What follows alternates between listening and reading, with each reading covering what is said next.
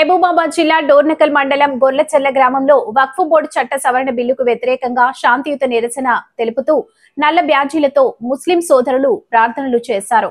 అనంతరం కబ్రస్థాన్లో పూర్వీకుల సమాధుల వద్ద పూలు చల్లి ప్రార్థనలు నిర్వహించారు.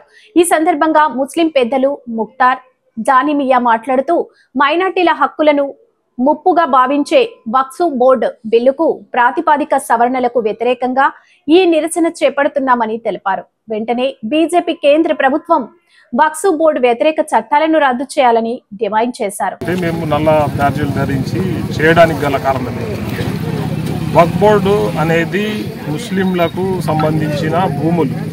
ఆ భూములకు ఒక చట్టం తీసుకొచ్చి నల్ల చట్టం తీసుకొచ్చి పార్లమెంట్లో దాన్ని పాస్ చేయించుకొని కార్పొరేట్లకు అంటగట్టాలన్న భావనతోని ఈ వక్ఫ్ బోర్డు తీసుకొస్తాం. దానికి నిరసన తెలుపుకుంటూ మేము ఈరోజు శాంతియుతంగా ఈద్ ముబారక్ సందర్భం కూడా శాంతియుతంగా దాన్ని ఆ వక్ఫ్ బోర్డు బిల్ని రిటర్న్ తీసుకోవాలనేసి కోరుకుంటున్నాం.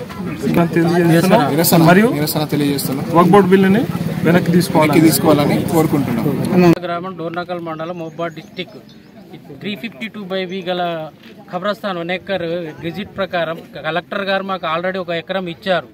వక్ఫ్ బోర్డు నుంచి 1 ఎకరం సర్వే చేసి మరియు వక్ఫ్ బోర్డు ఇన్స్పెక్టర్కి హ్యాండ్ ఓవర్ చేయమని గత 3-4 నెలల నుంచి లెటర్లు పంపించినా కానీ ఎంఆర్ఓ గారు ఎటువంటి రెస్పాన్స్ లేకుండా ప్రతి లెటర్ని పక్కకేసుకుంటూ ఆర్డీఓ గారికి కూడా సమాధానం చెప్పకుండా దేనికి నాకు తెలియపరచకుండా చేస్తున్నారు. ఎప్పుడు పోయినా మీరెవరు ఎందుకు వస్తున్నారు మీరు అని కూడా అహంకారంగా మాట్లాడుతున్నారు మేడం.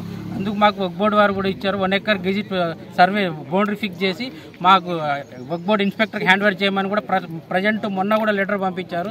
దాన్ని కూడా పక్కకేసిండ్రు. ఎట్టి పరిస్థితుల్లో మాకు బుధవారం బేస్తారం వరకు మాకు బౌండరీ ఫిక్స్ చేస్తానని చెప్పి మేడం గారు సర్వేర్ వెంకన్న ద్వారా ఫోన్ చేయించి చెప్పారు. బుధవారం బేస్తారం రోజు నాకు బౌండరీ ఫిక్స్ చేసి ఇవ్వగలరని ఎంఆర్ఓ గారిని కోరుకుంటున్నాను.